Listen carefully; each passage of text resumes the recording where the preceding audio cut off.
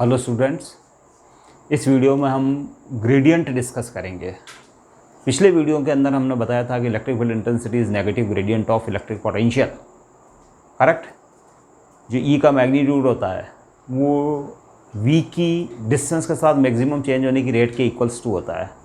तो हम ग्रेडियंट को है जो और ज़्यादा डिटेल में डिस्कस कर लेना चाहते हैं, क्योंकि ये जो और भी फिजिक्स में इसके एप्लीकेशंस हैं, जैसे conservative force is negative gradient of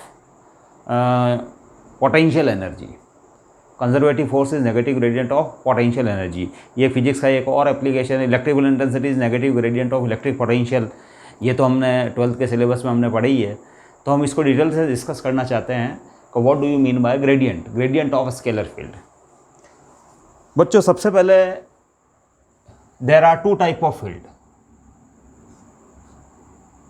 to type of fields, two type of fields in physics.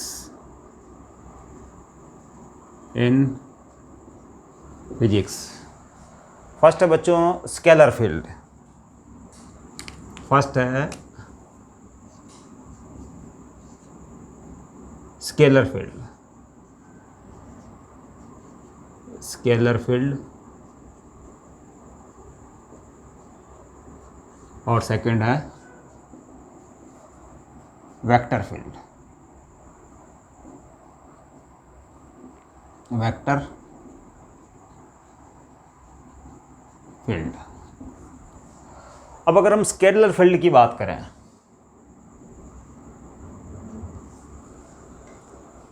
Scalar field नाम से क्लियर है, it is related to the scalar physical quantities. Understand? तो if a scalar physical quantity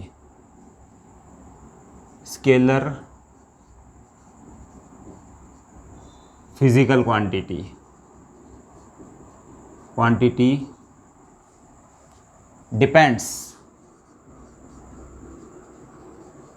on coordinates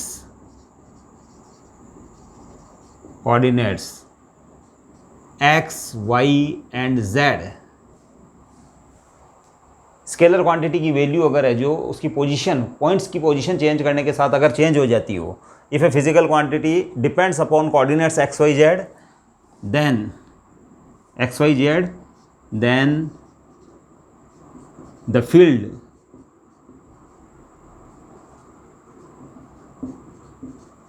is known as scalar field. हम उसको scalar field बोलेंगे। इसी type से vector field होता है, करेक्ट। अब स्केलर फील्ड के अंदर है जो, अगर हम एग्जांपल्स लें, एग्जांपल्स है ना, जैसे फॉर एग्जांपल इलेक्ट्रिक पोटेंशियल।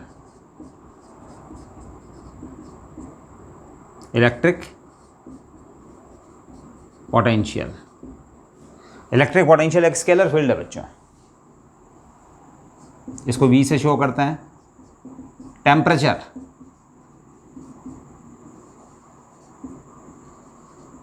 एक स्केलर फील्ड है। पॉइंट टू पॉइंट इट में very, point two point. Third,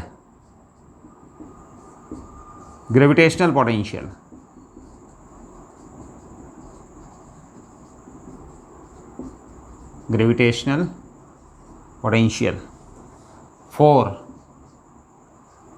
Fourth point, density. These are all examples of scalar field, and these scalar field may vary from point to point. That's why these are known as scalar field. Understand? इसके बाद vector field बच्चों, जैसे electric field एक vector field है, magnetic field एक vector field है। तो इसके बारे में जो हम ज़्यादा डिस्कस नहीं करेंगे। आने वाले वीडियोस जो नेक्स्ट कंटिन्यूसली जो हमको वीडियोस जो मैं आपको दूंगा, उसके अंदर वेक्टर फील्ड है जो क्लियर होते जाएंगे। एक वेक्टर फील्ड हम पहले ही डिस्कस कर चुके हैं, electric field, that is the vector field. जब मैग्नेटिज्म के चैप्टर आएंगे तो फिर जो मैग्नेटिक वेक्टर फील्ड भी है जो हम क्लियर कर लेंगे। अंडरस्टैंड? हाँ, now the basic question is what do you mean by gradient? अब बच्चों स्केलर फील्ड को रिप्रेजेंट करने के लिए we have some surfaces. The scalar field is represented by scalar field is represented by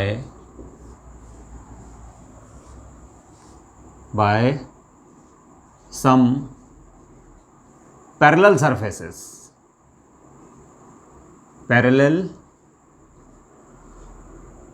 Some parallel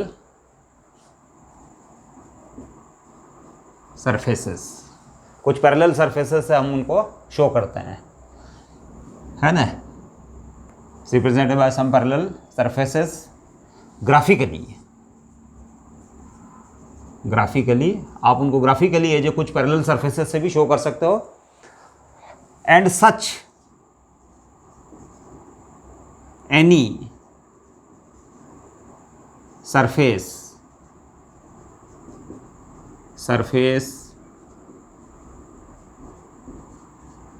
is known as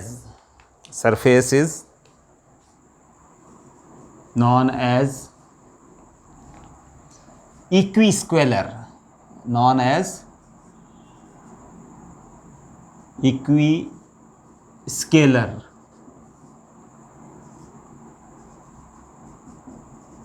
surface.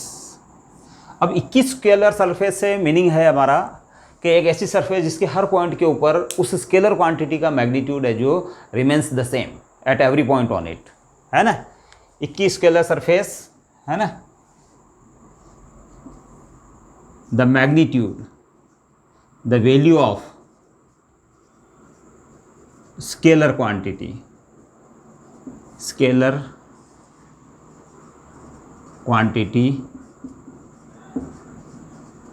remains the same on that equiscalar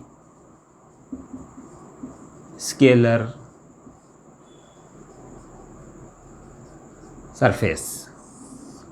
अब ऐसी इक्विस्केलर surface अपन ने पिछले वाले video के अंदर डिस्कस किया, that is the equipotential surface, जिसके हर point के ऊपर पोटेंशियल है जो सेम था, that is the equipotential surface. तो इन जनरल अपन है जो स्केलर फील्ड के बारे में डिस्कस कर रहे हैं जिसमें इलेक्ट्रिक पोटेंशियल भी हमारा इंक्लूड है, understand.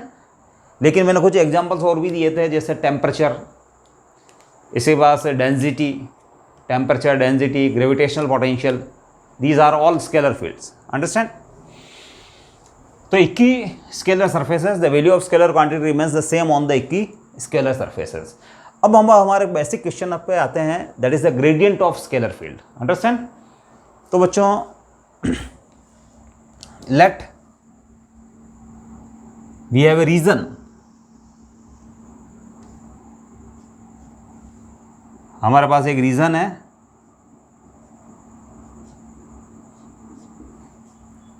Represented by frame XY Z, और ये हमारा ओरिजिन है. अब हमारे पास है जो लेट 2 है जो ये इक्विस्केलर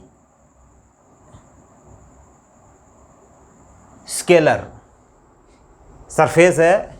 इस सरफेस का है जो के ऊपर है जो कांस्टेंट वैल्यू लेट 5 है आपके पास, उस स्केलर क्वांटिटी की वैल्यू इसके हर पॉइंट के ऊपर, दीज आर द सरफेसेस, है ना. और इसके पैरेलल एक अनदर सरफेस और है ना. लेट इसके ऊपर है जो स्केलर क्वांटिटी की वैल्यू है जो 5 प्लस डेल 5, अंडरस्टैंड. इस वाली सरफेस के ऊपर है जो आपकी जो स्केलर क्वांटिटी की वैल्यू लेट 5 है, और इस वाली सरफेस के लिए जो 5 प्लस डेल्टा 5 है. Both surfaces are parallel. Generally equiscalar surfaces are parallel to each other, they can't cross each other. और अगर वो क्रॉस नहीं हो सकती तो इसका मतलब उनका पैरेलल होना बहुत ज़रूरी होता है. पैरेलल होने का मतलब ये नहीं होता कि जो both are the simple flat surfaces, they may be curved but they are parallel, understand. जैसे हमने पिछले वाले एग्जाम्पल के अंदर जो हमने एग्जाम्पल दिया था पिछले वाले वीडियो के अंदर, equipotential surfaces, equipotential surfaces due to a point charge we know that such surfaces are the spheres having the same centre, है ना। तो फिर वो स्फीयर जो है, जो कि एक स्मॉलर रेडियस का एक लार्जर रेडियस का है, अंडरस्टैंड, उनकी रेडियस है जो सर्टेनली डिफरेंट होगी, लेकिन वो एक दूसरे के पैरेलल तो माने जा सकते हैं। These are parallel to each other, that's why they can't cross each other, understand? So these are the equi-scalar surfaces, one having the value of scalar quantity equals to phi and another phi plus delta phi, understand? Now let we have 2 points. जैसे आप है जो एक point यहाँ लेते हैं, it is the point P, ये point P है आपका, और ये पॉइंट आपका बच्चों पॉइंट R, और ये पॉइंट है आपका पॉइंट Q। यहाँ से O से P तक का एक एरो बना रहा हूँ मैं, it is the position vector, it is vector R, और मैं P से Q को भी ज्वाइन कर देता हूँ। ये डिस्टेंस है बच्चों, let delta R, it is delta R, ये डिस्टेंस आपके पास है जो डेल्टा आर, और ये परपेंडिकुलर डिस्टेंस इन दोनों सरफेसेस के बीच में, let it be delta n, it is the perpendicular distance between P point and R point, and let the unit vector along this direction is n cap, इस direction में unit vector n cap है, and let it is the angle between these two surfaces, it is theta, ये theta एक angle है हमारे पास, understand? It is P point, it is Q point, it is R point, and this distance equals to delta R, this equals to delta N. It is the perpendicular distance between these two equi-scalar surfaces, and n cap is the unit vector along PR direction, understand? Now rate of change of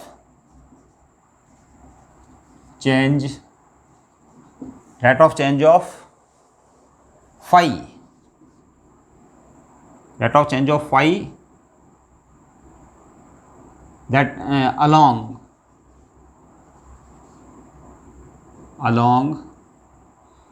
PQ direction, along PQ direction, rate of change of phi along PQ direction, इस direction में जो phi के change होने की rate, तो that is, आप P से इस पॉइंट तक आते हैं तो phi की वैल्यू हो जाती है phi प्लस डेल्टा phi, तो इट इज डेल phi, और it is del R, understand? अब बच्चों है जो if Q point, if Q is close to R, अगर Q है जो R के क्लोज हो, that is delta R small हो। अगर ये डिस्टेंस अगर ज़्यादा स्मॉल नहीं है, अगर ये वाली डिस्टेंस अगर स्मॉल है, it is not too much large, then Q will be very close to R, ये Q पॉइंट भी R के क्लोज होगा, अंडरस्टैंड? इस केस के अंदर है जो it will be a right angle triangle, है ना, in implies triangle PRQ is right angle triangle, ये एक राइट एंगल्ड ट्राइंगल होगा, राइट एंगल्ड ट्राइंगल। और अगर ये राइट एंगल ट्राइंगल है तो फिर बच्चों हम इसमें cos theta equals to base our hypotenuse delta R implies delta R equals to delta n by cos theta। अगर इस वैल्यू को हम इसमें पुट कर देंगे तो इस कंडीशन के अंदर है जो rate of change of phi with respect to distance r along pq direction is given by, ये वैल्यू हम इस जगह पुट कर रहे हैं डेल्टा आर की वैल्यू, तो it is the delta n into cos theta, it is the delta phi by delta r. अब बच्चों सर्टेनली हम अगर इस सरफेस से इस सरफेस पे जाते हैं तो ये वाली क्वांटिटी तो मैक्सिमम है डेल्टा फाइव, क्योंकि आप है जो इस सरफेस से इस सरफेस पे जाएंगे, किसी भी पॉइंट पे जाएंगे इस सरफेस किसी पॉइंट पे, the change in five is the same, यानी डेल्टा फाइव तो सेम होगा। लेकिन डेल्टा एन जो है, अगर आप पी से आर वाले पॉइंट की ओर जाते हो, where r is along the perpendicular direction, r है जो इस सरफेस के ऊपर परपेंडिकुलर डायरेक्शन के ऊपर इस सरफेस के ऊपर आने वाला पॉइंट है, तो delta n is the smallest distance. तो इसका मतलब delta phi by delta n is the smallest distance if we go from this surface to this surface, but delta phi upon delta r will be maximum if cos theta is maximum, है ना। Now delta phi by delta r maximum if cos theta equals to 1 implies theta equals to 0 degree. इसका मतलब है जो phi की distance के साथ maximum change होने की रेट जो है या मैक्सिमम इंक्रीज होने की जो रेट है वो इस डायरेक्शन में होगी। अंडरस्टैंड? इसका मीनिंग ये निकलता है कि आप इस सरफेस से इस सरफेस पे जाते हैं, तो अगर आप इस सरफेस से इस सरफेस पे परपेंडिकुलर डायरेक्शन में यानी एनकेप के अलोंग अगर आप जाएंगे तो फाई की डिस्टेंस के साथ यानी आर के साथ चेंज होने की रेट जो है वो मैक्सिमम होगी, and it equals to del phi by del n. Understand? मेरे ख्याल से आप इस मैटर को समझे होंगे, तो मैं अब इसको लिख देता हूं यहाँ।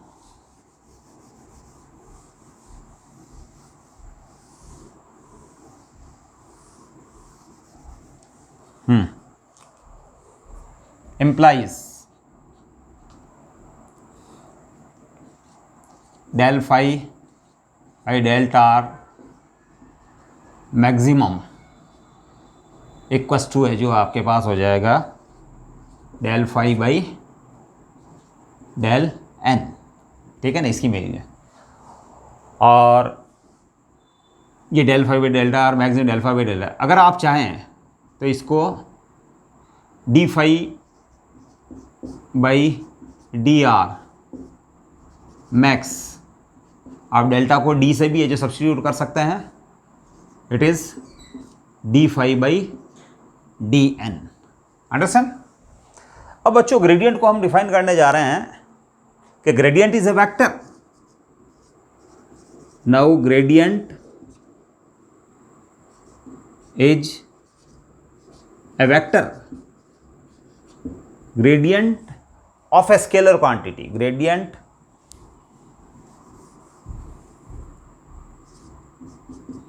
of a scalar quantity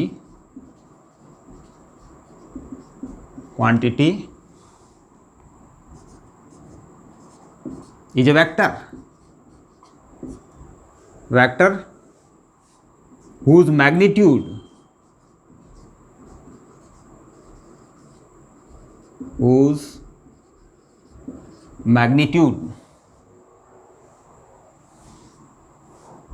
is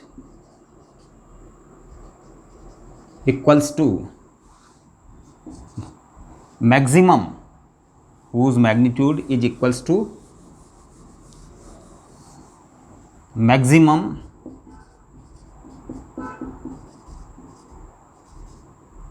change, maximum change मतलब इंक्रीज, चेंज का मतलब इंक्रीज, चेंज मतलब पॉजिटिव चेंज मतलब इंक्रीज। ये जो vector whose magnitude equals to maximum change of scalar quantity with distance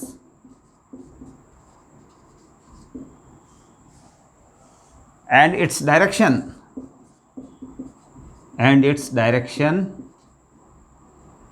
is along the perpendicular direction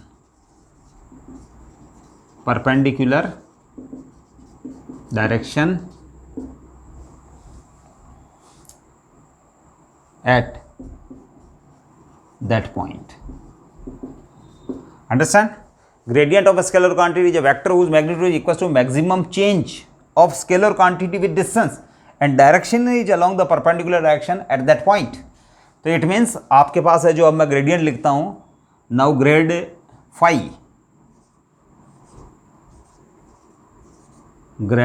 phi, ये gradient एक vector है बच्चों, आप चाहो तो इस पे वेक्टर लगा सकते हो, ग्रेड फाई है ना, और आप चाहो तो इसको ग्रेड फाई को,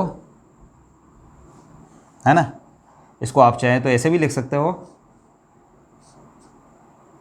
फाई, है ना, या इसको बाद में लिखेंगे grad phi, it is d phi by D n, और इसकी डायरेक्शन इस केस में एन केप की ओर। ये हो गया बच्चों फाई की डिस्टेंस के साथ मैक्सिमम चेंज होने की रेट। इस केस में मैक्सिमम चेंज होने की rate along P R direction है, अंडरस्टैंड, मैक्सिमम इंक्रीज होने की रेट, अंडरस्टैंड। ग्रेडियंट का मतलब मैक्सिमम यानी the rate of change of scalar quantity with distance, maximum rate of change of scalar quantity with distance, और वो चेंज किस type का होना चाहिए, पॉजिटिव चेंज यानी इंक्रीज, जैसे यहाँ फाई से डेल्टा फाई हो गया था, है ना, तो इस डायरेक्शन में वो इंक्रीज हो रहा है और मैक्सिमम रेट से इंक्रीज हो रहा है, तो इट इज़ ए वेक्टर और इसकी डायरेक्शन एन केप के अलोंग होगी, अंडरस्टैंड। तो it is the gradient of the scalar quantity, understand. अब बच्चों है जो हमने अपने प्रीवियस वीडियो के अंदर है जो हमने लिखा था electric field intensity is negative gradient of electric potential, ठीक है, तो हम इस फॉर्मूले को, उस फॉर्मूले के ऊपर आ जाते हैं हम, अंडरस्टैंड। तो late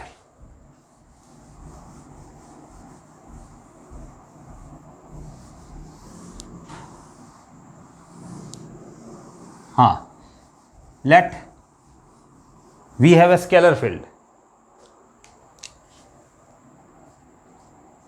let we have a scalar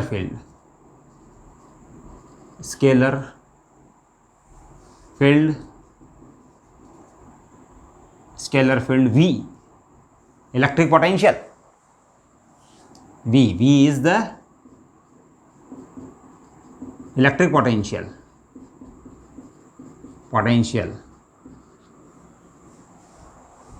and let it depends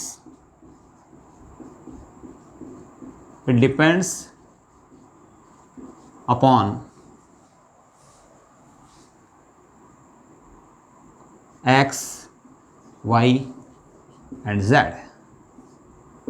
आपका जो V है वो एक स्केलर फील्ड है और लेट वो है जो x, y और z के ऊपर डिपेंड करता है, अंडरस्टैंड। ये तो अपन ने समझ लिया है।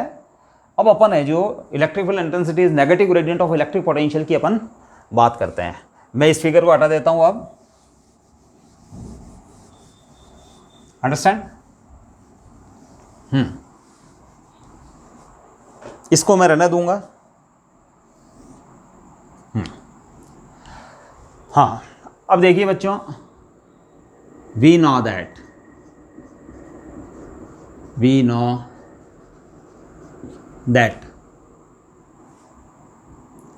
ग्रेड फाई, अब ग्रेड फाई की जगह तो ग्रेडियंट एक वेक्टर है जिसको आप है जो ग्रेड फाई बोला था आपने, लेकिन फाई की जगह तो हमारे पास इलेक्ट्रिक पोटेंशियल, हमारे पास स्केलर फील्ड जो है that is the electric potential, तो हम इसको है जो ग्रेड फाई की जगह मैं वी लिखूंगा।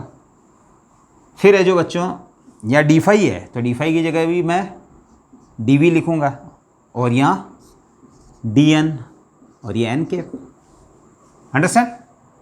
तो gradient V is shown in the scalar field as dV by dN. It is the maximum rate of change of V with respect to distance. Understand? That is the dv by dn, and n cap is the perpendicular direction between two equipotential surfaces. Perpendicular direction between two equipotential surfaces. Understand? Now VTAC. Now let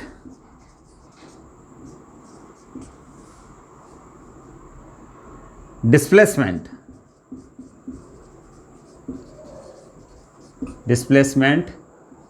vector dr is given by vector dr dxi cap plus dyj cap plus dz k cap. अब हमारे सामने question आता है कि ये कौन सा displacement, तो ये बच्चों ये डिस्प्लेसमेंट वो डिस्प्लेसमेंट है when we move from one equipotential surface to another closely situated equipotential surface. तो आप उस इक्विपोटेंशियल सरफेस पे जाते हो तो it is the d r displacement. Understand? तो d x d y d z. अब है जो taking scalar product, taking it is equation 1, it is 2. So taking scalar product of 1 and 2, 1 और 2 का हम स्केलर प्रोडक्ट लेंगे. It means grade V, that is gradient V dot vector D R.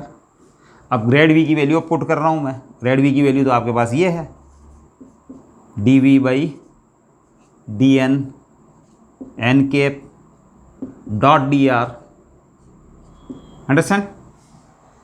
हाँ, अब n cap और d r के बीच में जो एंगल थीटा, अंडरस्टैंड? जैसे एन केप और डी आर के बीच में एंगल थीटा, जैसे ये एन केप की डायरेक्शन, एन केप की, और ये डी आर की direction, it is let d r. कब आप है जो वी से वी प्लस इस सरफेस से इस सरफेस के ऊपर गए थे, आप गए थे ना, है ना? तो D we by D N cap dot D r.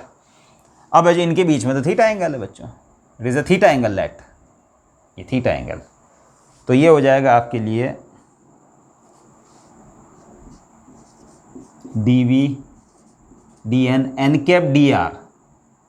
तो it is d r cos theta, it is d r cos theta, और d r cos theta is d n. तो it is d we by D n into d n. Understand? तो अब आपके पास है जो बच रहा है वो एक्चुअल में बच रहा है implies we have D V. अब आपके पास जो बच रहा है, या एक बार है जो अगर आपको ये न हो सकता है ये आपको नहीं दिख रहा हो तो मैं एक बार और कर देता हूँ यहाँ. Grad v, grad vector grad v dot D r, it is d we by D N cap dot D R. अब d v d N cap dot D r, magnitude of n cap that is 1, magnitude of vector dr that is dr, and cosine theta where theta is the angle between n cap and dr, it is cos theta. Understand? अब है जो dr cos theta is dn, है ना?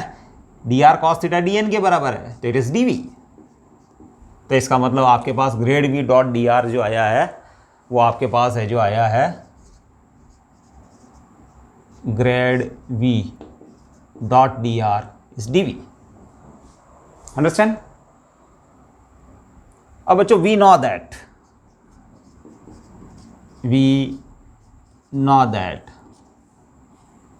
D V equal to minus E dot D R, है ना? Electric field जो work करता है डी आर डिस्प्लेसमेंट के लिए, है ना, तो it is at the cost of it stored energy. हमको पता है बच्चों को हम जो वर्क करते हैं प्लस यूनिट प्लस 1 कूलाम को इन्फिनिटी से किसी पॉइंट तक सेट करने में एक्सटर्नल एजेंसी जो वर्क करती है, it becomes the electric potential, और electric potential is the potential energy actually for plus 1 coulomb charge, क्योंकि पोटेंशियल एनर्जी की डेफिनेशन है it is equal to work done bringing any charge from infinity to any point in electric field against the field intensity without acceleration. और electric potential की जो definition है it is equal to work done in bringing a plus 1 coulomb charge under the same circumstances as we have done in earlier case. जो मैंने अभी बोला कि किसी चार्ज को इन्फिनिटी से किसी पर्टिकुलर पॉइंट तक लाने में फील्ड इंटेंसिटी के अगेंस्ट विदाउट एक्सीलरेशन लाने में जितना वर्क आपको करना पड़ता है against the field intensity, that is the electrostatic potential energy at that point. और अगर आप प्लस 1 कूलाम चार्ज को लाते हो तो it becomes the electric potential. There is a very slight difference between electric potential and electrostatical potential energy which we will discuss in our forthcoming video. Understand? तो work done by electric field, negative of work done by electric field is dV, या आप इसको यूं भी कह सकते हो कि work done by electric field intensity is just equal to decrease in electric potential. इसका मतलब उसकी स्टोर्ड पोटेंशियल एनर्जी जो है प्लस 1 कूलाम की, उसी में से जो थोड़ी सी एनर्जी है जो एक्सपांड हो जाती है and plus 1 coulomb charge does work for displacement dr। तो फिर है जो हम बच्चों इस माइनस वाले साइन को है जो मैं यहाँ लिख देता हूँ, it is the our basic concept. Understand? अब dv equal to minus E dot dr। अब है जो हमने बच्चों बोला है कि are electric potential is a scalar field and it depends upon the let it depends upon the directions, यानी ये एक्स वाई और जेड तीनों कोऑर्डिनेट के साथ चेंज हो रहा है। तो since v changes with x y z coordinates, so we can show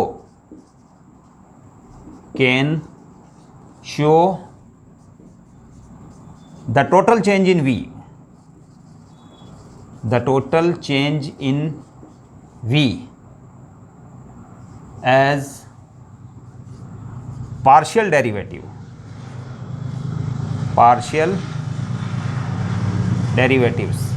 है ना। अब मैं इसको मैं इस चेंज को मैं dv को मैं ऐसे लिख सकता हूँ बच्चों, dv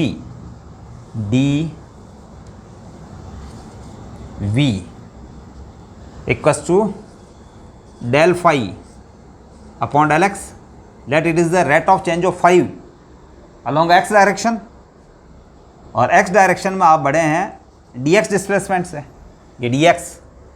अंडरस्टैंड? ये dr जो आपने लिखा है dr इज द डिस्प्लेसमेंट, तो डिस्प्लेसमेंट में x एक्सिस के अलॉन्ग तो आप इतना बढ़े हैं, y एक्सिस के अलॉन्ग डिस्प्लेसमेंट का कंपोनेंट ये है, z एक्सिस के अलॉन्ग ये जो डिस्प्लेसमेंट के कंपोनेंट्स है, these are the x y z components, तो dz। तो इसका मतलब dv del phi बाई del x dx। और जब आप है जो ये है जो चेंज अलॉन्ग x एक्सिस है, इसी टाइप से अगर आप है जो आपका इलेक्ट्रिक पोटेंशियल, सॉरी अब फाई की जगह तो इलेक्ट्रिक पोटेंशियल आ रहा है हमारे पास, और it is the del v upon del y dy,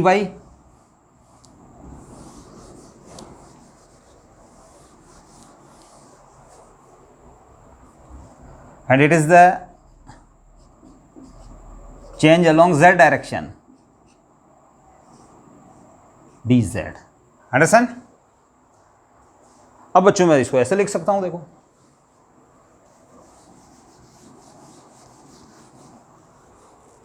इसको मैं ऐसे लिख सकता हूं बच्चों, अगर आपको दिख रहा हो तो dv equals to del v del x i cap plus del v del y j cap plus del v del z k cap dot dx i cap plus dy j cap plus dz K cap. अगर आप इसको solve करेंगे तो again we get the term like this. अगर आप इसको solve करेंगे dot product को तो आपको वापस यही टर्म मिलेगी। अंडरस्टैंड? तो it is the total change in v, it is along the x axis, it is along the y axis, it is along the z axis. तो total change in v। Understand? हाँ, अब बच्चों है जो इसका comparison कर लेते हैं। अब ये तो बच्चों है जो dr है एक्चुअल में। अंडरस्टैंड? It is dr। मैं एक बार और लिख देता हूं इसको। Now we can write this as dv equals to del v del x I cap plus del v del y j cap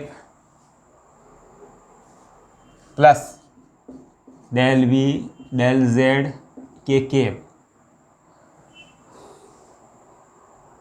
correct? 2 minute बच्चों, इसको मैं स्पेस मैनेज करना होगा थोड़ा। dv equals to del x del v del x I cap del v del y j cap del v del z k cap dot dx I cap dy j cap और dz k cap को हम again vector dr लिखेंगे। और इसको मैं डाल देता हूं बच्चों, इसको इक्वेशन A और इसको equation B। Now comparing A and B, now comparing A and B, it means अब देखो बच्चों ये dr तो इट मीन्स, और ये dv it means minus vector E equals to ये implies minus vector E equals to del v del x I cap del v del y j cap del v del z k cap. Understand? अब इस minus वाले sign को अगर मैं इधर shift कर देता हूं तो E इक्वल्स टू आपके पास हो गया minus del v del x I cap del v del y j cap del v del z k cap. Understand? अब अगर आप जो इस इक्वेशन को इसको कंपेयर करेंगे, किसको? एक तो इस इक्वेशन को grad v dot D R equals to D V, है ना, grad v dot D R equals to D V. तो वैसे है जो इसको कंपेयर करने D V E dot grad V D V equals to E dot D R और D V, हाँ तो E dot D R. Correct? अब बच्चों हम इसको ऐसे लिख सकते हैं, sorry, E equals to minus del x I cap del y j cap del z k cap, it is a b। Understand? अब बच्चों आपको ऐसा नहीं लगता ये it is a operator, it is an operator, ये एक ऑपरेटर है। इसको डेल ऑपरेटर बोलते हैं। इसको क्या बोलते हैं? इसको डेल ऑपरेटर। डेल ऑपरेटर ये it is a del operator. और जब इसको किसी स्केलर के साथ, जैसे इलेक्ट्रिक पोटेंशियल के साथ आपने इसको ऑपरेट किया तो ये इसको वेक्टर में कन्वर्ट कर देता है। Understand? It converts it into vector. और यहाँ डेल ऑपरेटर की जो वैल्यू होगी, डेल ऑपरेटर की जो वैल्यू होगी आपके पास, डेल ऑपरेटर या जिसको आप ग्रेडियंट भी कहेंगे, ग्रेडियंट,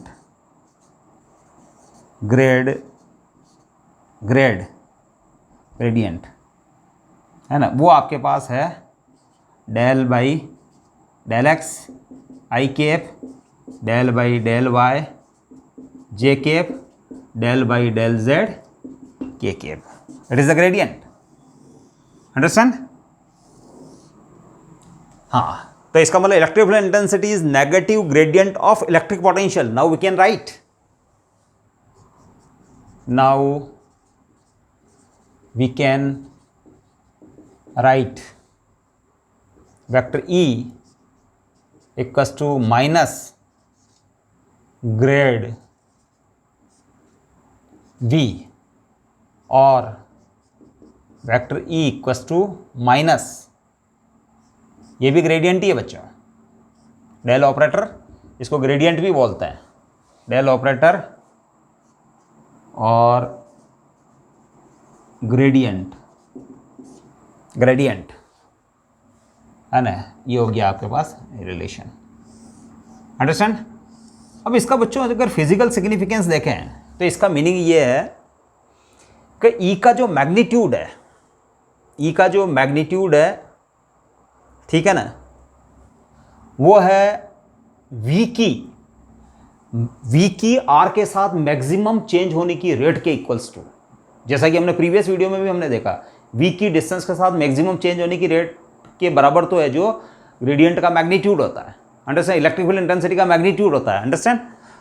और उसकी डायरेक्शन है जो नेगेटिव ऑफ ग्रेडियंट, यानी जिस डायरेक्शन में वी आर के साथ not increase but decreases, the direction of electric field intensity is in that direction in which V decreases with distance steepest at the steepest rate.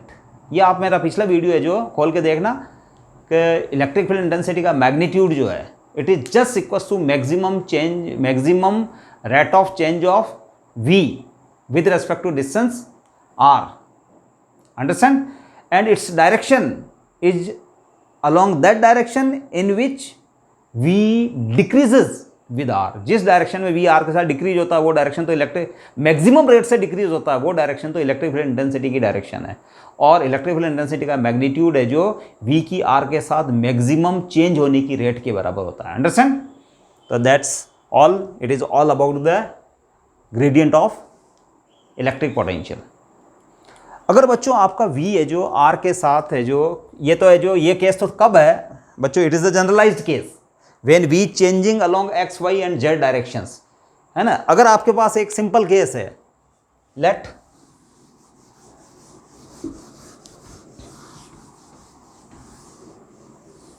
हाँ,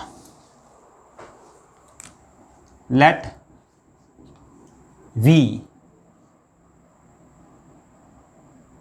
does not depend upon the direction, does not depend upon the direction,